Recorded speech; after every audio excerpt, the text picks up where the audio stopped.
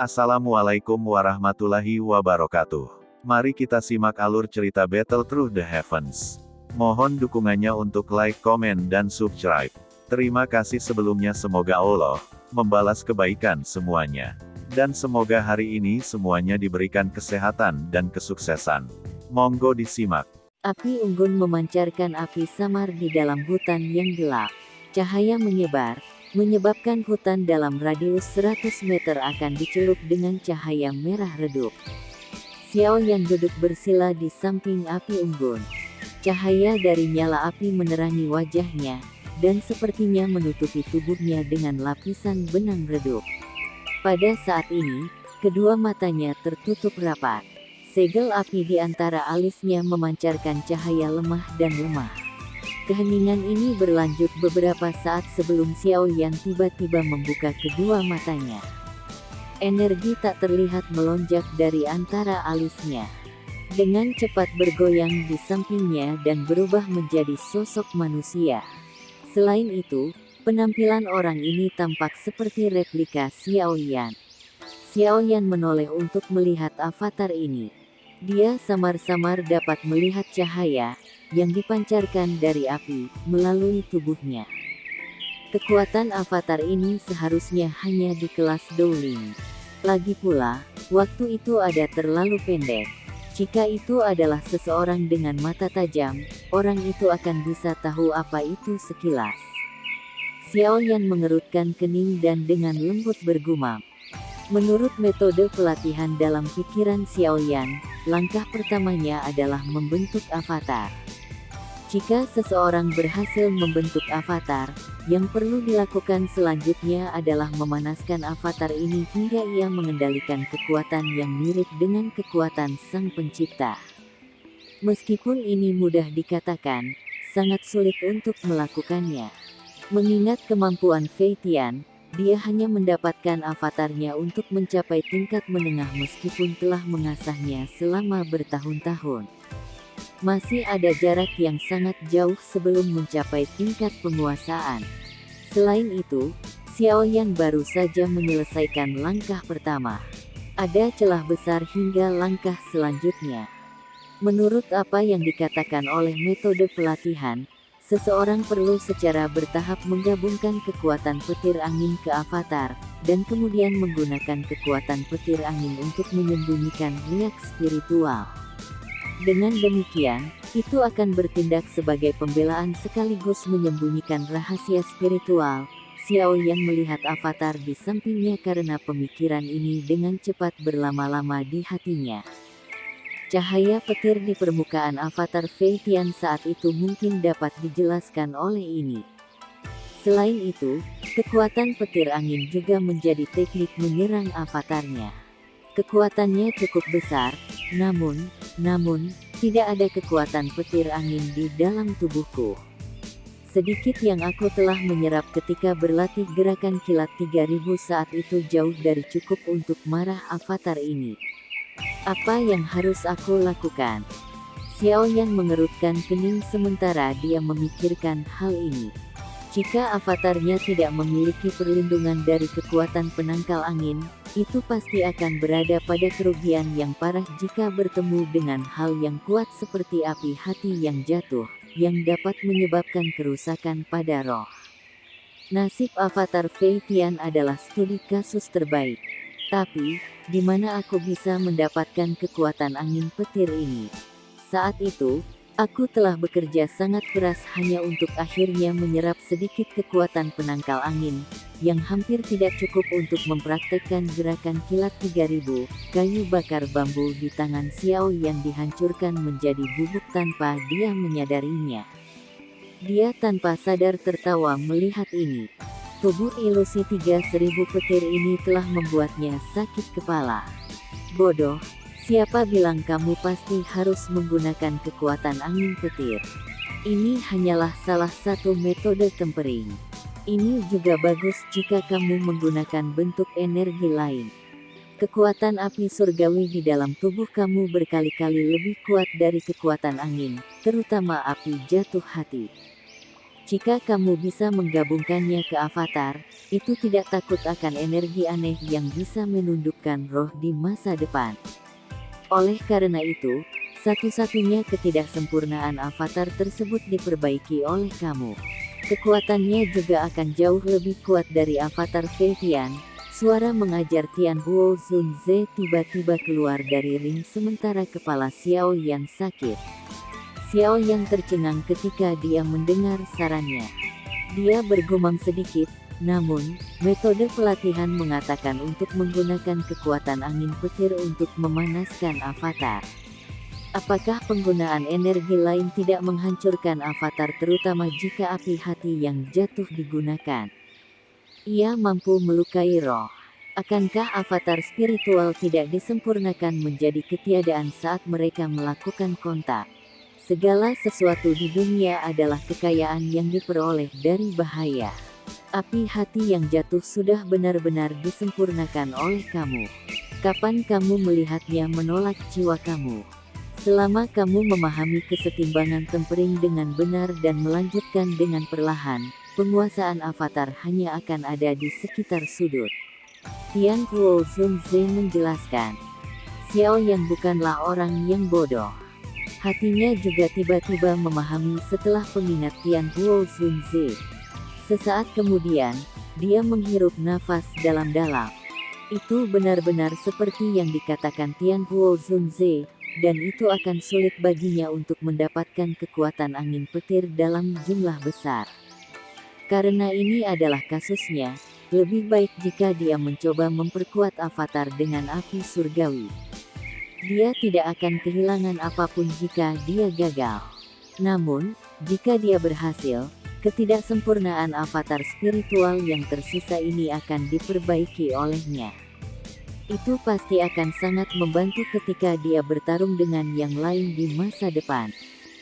Karena ini masalahnya, mari kita coba. Xiao Yan memutuskan dalam hatinya. Keraguan di matanya dengan cepat menghilang. Sudah ada kurang dari 20 hari sampai gelombang energi di pegunungan mata surga dimulai. Berdasarkan jarak yang harus dia tempuh, dia harus bisa melintasi pegunungan ini setelah 5 atau 6 hari. Pada saat itu, dia akan pergi keluar dan bergegas ke pegunungan mata surga. Oleh karena itu, sebaiknya dia bisa membuat kemajuan selama 5 hingga 6 hari ini. Kalau tidak, avatar kelas Dowling ini tidak akan membantu dia. Jari Xiao Yan menekan avatar di sampingnya.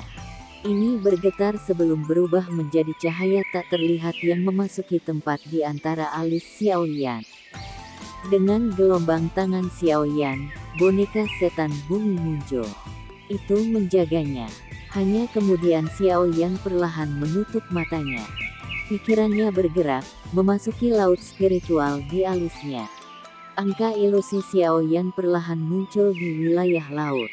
Kekuatan spiritual di depannya berfluktuasi sedikit dan titik cahaya kecil memancarkan cahaya samar. Segera, avatar muncul di tengah fluktuasi spiritual di bawah ini.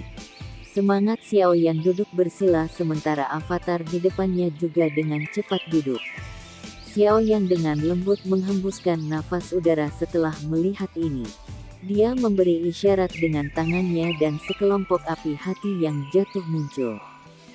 Laut spiritual di bawah Xiao Yan berfluktuasi saat ini sekelompok api hati yang jatuh muncul. Meskipun hal ini sudah ditundukkan oleh Xiao Yan, efeknya menahan roh masih menyebabkan kekuatan spiritual untuk menjaga jaraknya. Xiao Yan tidak peduli tentang tindakan refleksif dari laut spiritual. Dia mengayunkan tangannya dan api hati yang jatuh terbang keluar. Segera, itu melilit avatar di depan Xiao Yan. Api baru saja melilit avatar Xiao Yan ketika tubuhnya tiba-tiba bergetar. Tubuh awalnya ilusi telah menjadi pucat. Turunkan suhu, kamu harus mempertahankan nyala pada suhu khusus tertentu. Selama kamu menenangkan diri dan terhindar dari gangguan, kamu harus dapat melakukannya dengan kemampuan pengendalian api, Tianhuo Zunze lembut, suara yang dalam terdengar di dalam wilayah laut spiritual. Jari Xiao Yan bergerak, api yang melilit avatar perlahan menjadi jauh lebih redup, menyebabkan suhu turun secara bertahap. Mengikuti penurunan suhu nyala api jatuh, gemetar tubuh avatar berkurang sedikit. Namun, itu masih gemetar samar-samar. Pikiran Xiao Yan dipertahankan dalam kondisi tidak terganggu. Dia perlahan-lahan menekan suhu nyala api. Sementara suhu nyala turun, berbagai isyarat visual yang diberikan oleh avatar juga memasuki kepala Xiao Yan. Setelah itu, Xiao Yan mengidentifikasi suhu terbaik dengan cara seperti kilat. Ini adalah bentuk kontrol yang sangat sulit. Diperlukan kemampuan kontrol api yang sangat keras. Di bawah penyempurnaan dari api hati yang jatuh, avatar itu perlahan-lahan menjadi semakin kuat. Pada saat yang sama, Xiao Yan perlu untuk mengontrol suhu nyala api dan menaikkannya sesuai dengan ketahanan avatar. Dengan demikian, ia harus berulang kali menyesuaikan suhu api hati jatuh untuk mendapatkan efek tempering. Kontrol yang efisien ini mengkonsumsi sejumlah besar kapasitas mental. Bahkan dengan ketahanan Xiao Yan, dia jelas bisa merasakan perasaan lelah perlahan menyebar keluar dari dalam jiwanya. Meskipun prosesnya menghabiskan banyak perhatian, harus dikatakan bahwa kendali Xiao Yan pada api hati yang jatuh sudah mencapai tahap yang sempurna. Avatar ilusi asli secara bertahap menjadi seperti substansi di bawah tempering of api hati yang jatuh.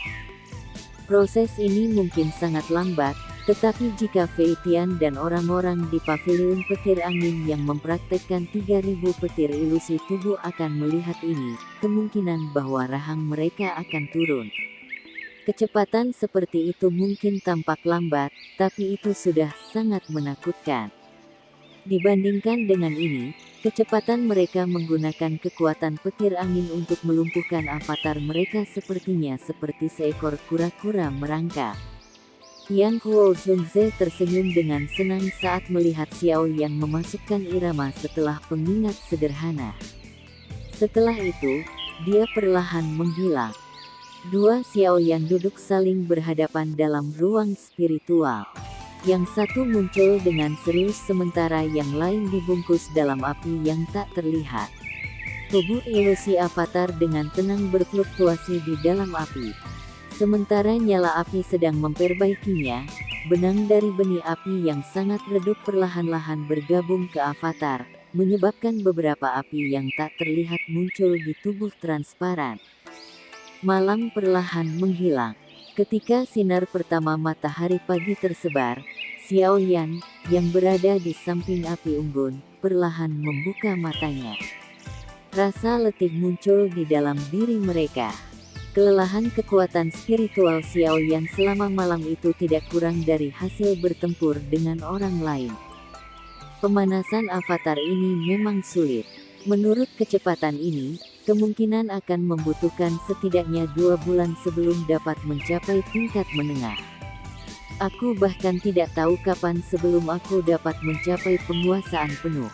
Tubuh ilusi 3000 petir memang teknik Dou yang paling sulit untuk berlatih dalam paviliun petir angin. Xiao Yan berdiri dari tanah dan tanpa sadar menghela nafas saat dia bergumam. Teman kecil, kamu benar-benar serakah. Meskipun aku tidak akrab dengan teknik Dou ini, Fei Tian setidaknya telah memanaskan avatarnya selama lebih dari 5 tahun dari kelihatannya. Namun kamu tidak puas dengan mampu mencapai tahap yang sama dalam 2 bulan yang singkat. Tian, suara tak berdaya Huo Zunze dipancarkan dari cincin. Xiao Yan tanpa sadar tersenyum malu setelah mendengar ini. Menempatkannya seperti ini, dia benar-benar serakah. Xiao Yan terbatuk kering dan mengembalikan boneka setan bumi ke cincin penyimpanan miliknya. Setelah itu, dia mengangkat kakinya dan berjalan ke arah utara hutan. Mari bergerak. Pegunungan mata surga kemungkinan sudah dipenuhi orang. Aku bertanya-tanya apakah aku akan mampu merebut salah satu dari 10 tempat. Ini adalah kesempatan untuk melakukan terobosan ke kelas Dozong. Aku tidak akan menyerah tidak peduli apa.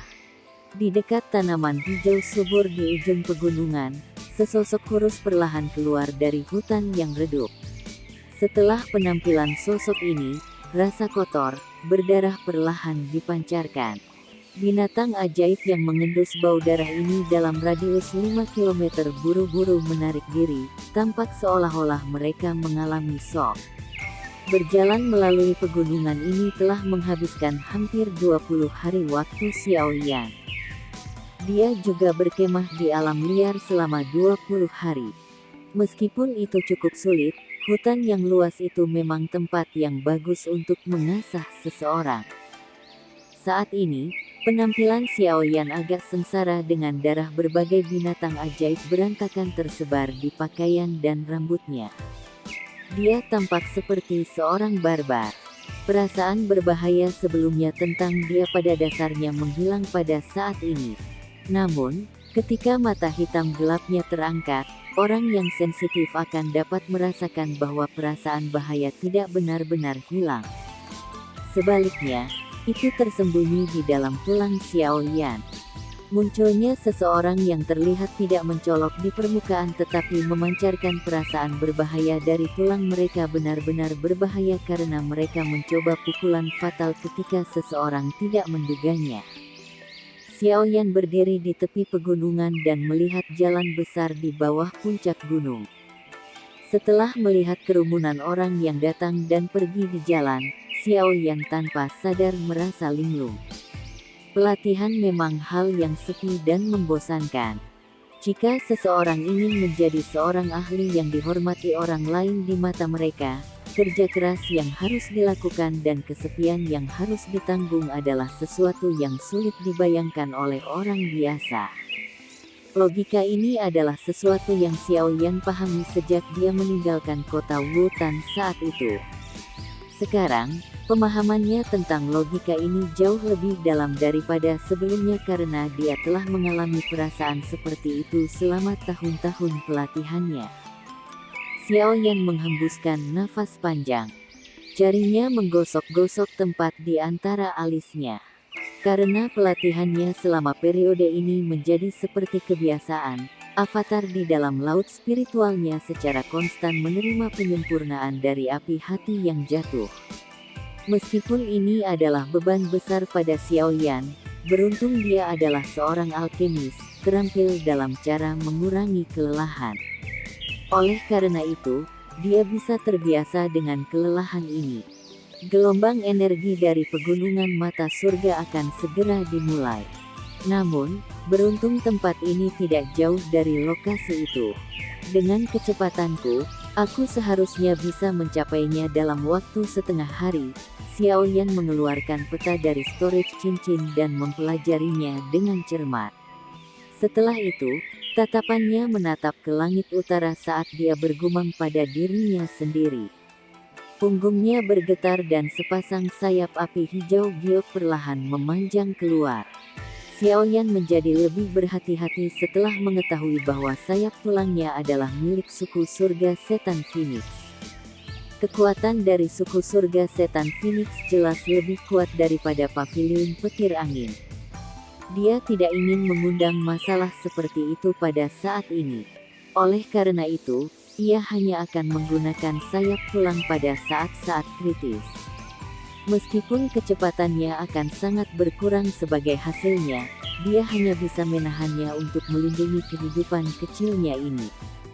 Setelah semua, siapa yang akan tahu saat itu bahwa mayat binatang ajaib sialan akan mengundang begitu banyak masalah. Jari kaki Xiao Yan ditekan di tanah setelah sayap api menyebar. Dia segera bangkit, dan dengan suara swoosh, dia berubah menjadi sosok api hijau giok yang bergegas menuju langit utara.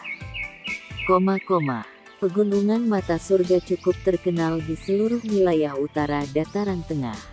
Alasan terpenting adalah karena kolam darah gunung surga yang muncul setiap 3 tahun sekali. Efek mukjizat memiliki daya tarik yang luar biasa bagi kebanyakan orang. Ini pasti mengapa sebagian besar orang ada di sini. Sebagian besar dari mereka adalah generasi muda karena efek ajaib mengubah tulang dan membantu dalam terobosan seseorang, yang mana kolam darah yang dimiliki, memiliki efek yang lebih besar pada generasi muda. Tentu saja, untuk mengumpulkan beberapa pemuda yang luar biasa dari dalam faksi seseorang, beberapa faksi besar memperhatikan kolam darah Gunung Surga. Ada kesenjangan yang sangat besar antara kelas Do Huang dan Do Zong. Di dataran tengah, seorang ahli Do Huang memang bisa disebut orang yang kuat. Namun, hanya dengan menjadi seorang elit Do Zong akan benar-benar menerima perlakuan sebagai orang yang kuat. Jika Do Huang dianggap sebagai kekuatan inti klan, Do Zong dianggap sebagai kekuatan utama mereka.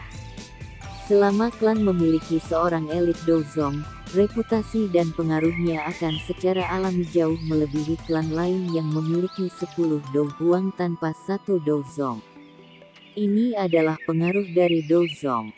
Dari sini, orang bisa tahu seberapa besar jarak antara Do Huang dan Do Zong. Tentu saja, jika klan memiliki Do Sun, klan ini pasti akan menjadi satu dengan otoritas besar bahkan jika Do Sun ini tidak pernah peduli tentang masalah dalam klan. Bahkan faksi besar seperti Paviliun Petir Angin harus memperlakukan klan itu dengan sopan. Kelas Do Sun dianggap benar-benar ahli top bahkan di wilayah dataran tengah. Dalam Kekaisaran Jiama atau daerah Black Corner, seseorang dapat dianggap sebagai bagian dari faksi tingkat atas selama memiliki Do Huang atau Do Zong. Namun, faksi tingkat atas hampir tidak bisa dianggap telah memasuki lapis kedua di dataran tengah. Ini celah di antara mereka. Adapun Do Seng, sebuah faksi yang memiliki seorang ahli yang ada dalam legenda sudah dianggap eksistensi yang luar biasa. Pertarungan antara faksi biasa muncul seperti permainan anak-anak di mata mereka. Di mata seorang elit Do Seng, pertarungan seperti itu akan langsung runtuh dengan gelombang tangan. Tentu saja, level itu benar-benar terlalu jauh dari Xiao Yan dan yang lainnya. Saat ini, satu-satunya pikiran Xiao Yan adalah membiarkan dirinya melakukan terobosan kelas Do Huang dan maju ke kelas Do Zong. Hanya dengan maju ke kelas Do Zong akan Xiao Yan memiliki kualifikasi untuk bertemu Sun Er. Klan Gu yang misterius di belakangnya tidak ditempatkan di dalam apa yang disebut satu aula, satu menara, 2 sekte, 3 lembah, 4 paviliun. Namun, Xiao Yan yakin bahwa klan Gu pasti memiliki kekuatan yang tidak lebih lemah dari menara pil atau aula jiwa. Jika dia ingin berhasil mengambil Sun Er dari klan ini, dia harus mengambil kekuatan yang menyebabkan mereka tidak dapat membantahnya. Prekondisi pertama dari ini adalah agar dia maju ke kelas Do Zong. Meskipun Xiao Yan saat ini adalah bintang 9 Do Huang dan kekuatannya telah meningkat dari 20 hari pelatihan yang sulit di hutan, masih ada celah yang cukup besar untuk melepaskan diri dari kelas Do Huang. 9 bintang Do Huang mungkin hanya memiliki celah bintang 1 dengan Do Zong, tapi bintang yang satu ini sudah cukup untuk menyebabkan banyak sekali individu yang luar biasa untuk berhenti di level ini selamanya, sepanjang jalan sampai mereka mati. Itulah mengapa dia memiliki efek ajaib dari kolam darah Gunung Surga, membantu terobosan seseorang, tanpa henti diperbesar. Ini menyebabkan banyak ahli muda di wilayah utara dataran tengah bersama dengan faksi-faksi seperti Paviliun Petir Angin untuk menyerbu ke pegunungan mata surga ini tanpa takut akan kematian. Semua yang mereka kejar adalah salah satu dari 10 nama. Berbicara secara logis, seperti kolam darah Gunung Surga yang berharga seharusnya telah menarik banyak faksi kuat untuk memilikinya. Namun, tidak satu fraksi pun berhasil menduduki bahkan sampai hari ini. Bahkan sebuah faksi seperti Paviliun Petir Angin tidak memiliki kemampuan untuk melakukannya meskipun memiliki pemikiran seperti itu. Setelah semua, Kolam darah gunung surga ini memiliki implikasi yang terlalu besar. Salah satu akan menjadi energi umum jika seseorang menempatinya sendiri. Apalagi, paviliun petir angin bukan tanpa musuh. 4 paviliun tidak saling berhadapan satu sama lain. Mereka semua ingin menekan yang lain.